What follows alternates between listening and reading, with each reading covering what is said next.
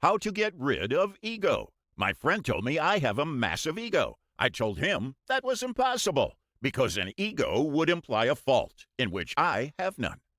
What comes to your mind when you think of the term ego? Perhaps you'd imagine a narcissist who has a grandiose sense of self-importance and exploits, intimidates, and bullies others without guilt or shame. Well, that's a very surface-level understanding of ego.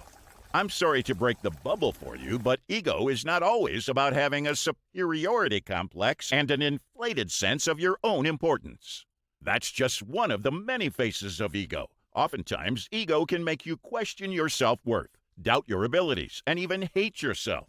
Ring a bell? In all seriousness, ego is not necessarily a douchebag trait. Everyone has an ego. Hit the like button. In this video, I'll explain what ego is, what it isn't, but more importantly, is all ego bad? Or is there something called healthy ego? How to get rid of that unhealthy ego and manifest a healthy ego. Let's first understand what ego really is, what you think you are. It's as simple as ego is your sense of I-ness, the judgment of who you are as a person. What are your ground realities? What your truth is? The emotions that you're identified with? Your unshakable core concepts? All of this can be categorized as your ego. It's what you think the reality is. Your ego is your perception of what you think you are as an individual. So what's the catch here? Nothing about ego sounds wrong, right? Well, like everything else in life, we need to regulate and balance our ego. Excess to anything is toxic. The problem arises when you let your ego use you instead of you using it. As Brooke Sproul explains, when we become slaves to our egos, our identity becomes dictated by external events. So the last thing that happened to us becomes the ultimate verdict of who we are, and therefore our sense of self always wavering. The problem is your notion of yourself is highly illusory and fictitious. You're identified with the things you have, the status you own, the emotions you experience, the job you do, the money you earn, and the way you look. The truth is, none of this can describe the infinite depth of who you really are. What causes ego? The ego develops as early as a child turns 5, attains awareness of his individuality and uniqueness, and develops a sense of self separate from his parents. From then, every experience, thought, emotion, interaction, and event adds up to his ego. Ego overshadows your material existence over your spiritual identity.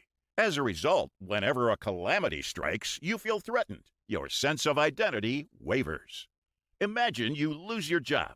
Now, if you're identified with your ego, your false self, your identity would be threatened. You'll feel miserable because you let that job define you. On the other hand, if you have a higher self, you certainly feel bad about losing the job.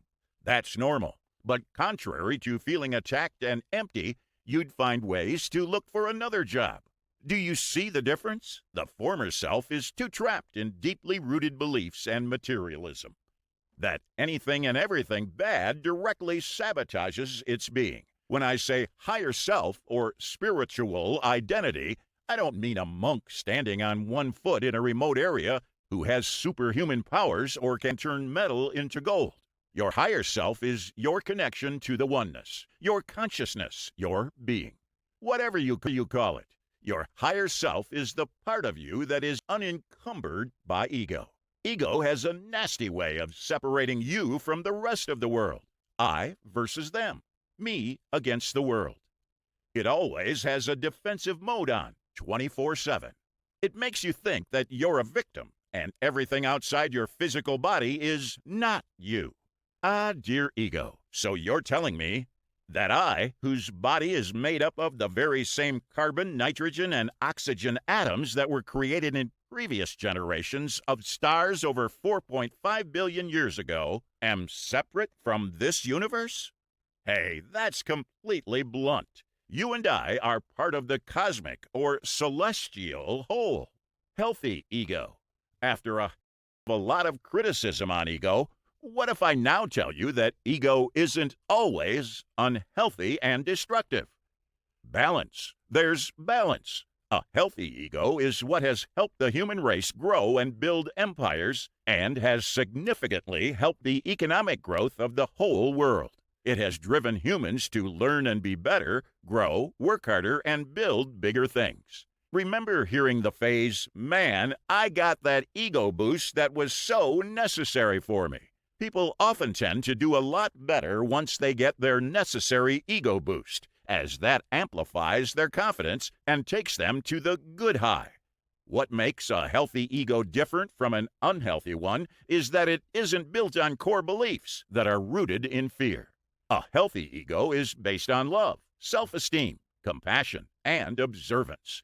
It isn't demanding or reckless. Your healthy ego is observing and not judgmental. It supports and doesn't repel. It works along the circumstances, whether good or bad, instead of working against them. There's a misconception that if you want to be spiritual, want to be successful, and develop a higher connection with the universe, you must throw out all of your egos through the window.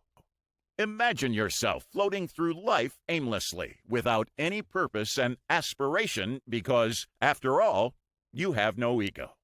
That'd be a terrible idea. As I explained earlier, that ego is how we see or perceive ourselves. So, if you lose all your ego, you won't be able to see yourself from a third eye. Your ground realities will turn to dust, and you won't be able to compare any new experience to what you have learned and label it good or bad. Because your ability to recognize yourself and form your own reality and worth would have been gone. The point here is to eliminate your unhealthy ego and maintain balance. How to start controlling and ultimately getting rid of your unhealthy ego. An average person has up to 10,000 thoughts per day. Most of these thoughts are ego-based. It's almost impossible to get hold of each thought, dissect it, and say, "Oh, it's ego-based. I should not have it any longer. The next one is good. I can continue having this thought." It's not your Instagram feed where you can scroll through the bad posts and like the good ones. We can only wish our minds worked that simply. So, a big part of defeating your ego is to slow down your racing thoughts. You must practice getting your mind in shape in the same way that you go to the gym to be physically fit. And just as there are many methods to grow powerful muscles, there are many options to master your mind. One of my favorites is meditation. The unhealthy ego is your inner critic and nagging voice. It wants to hold on to something to justify its actions or opinions or to maintain its own identity. Ego operation is subtle, but the resulting reactions are often destructive. The practice of meditation helps in getting rid of the ego. How does it work? During meditation, we learn to observe our mind more objectively. We experience this inner bliss and stillness. Meditation helps us recognize that we are not separate, but part of a bigger whole. We become more compassionate and sympathetic towards others and foster profound relationships with others, ourselves, and nature. A big weapon of ego is our past. The more we hold on to the past, the more we feed our egos. By past, I don't mean something that happened to you some 6 years ago.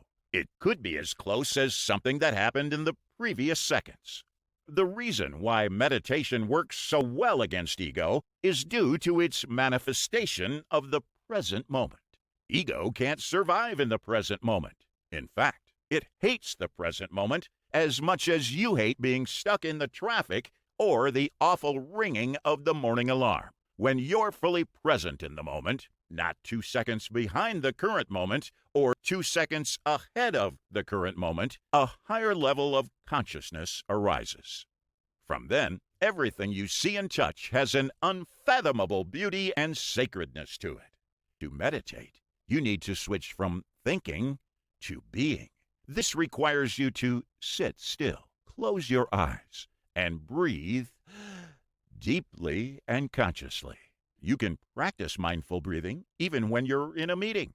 The trick is to really and literally be aware of every breath that you inhale and exhale. As we practice mindfulness, we can begin to recognize our unconscious biases and unhelpful thoughts. What is the healthiest ego state? A healthy ego is one that's focused on winning, not competing with others, and doesn't take other people's actions personally. It's a healthy ego that doesn't become jealous or sulky when other people succeed. An unhealthy ego, on the other hand, will be competitive and jealous, and will often even blame others for not reaching their goals.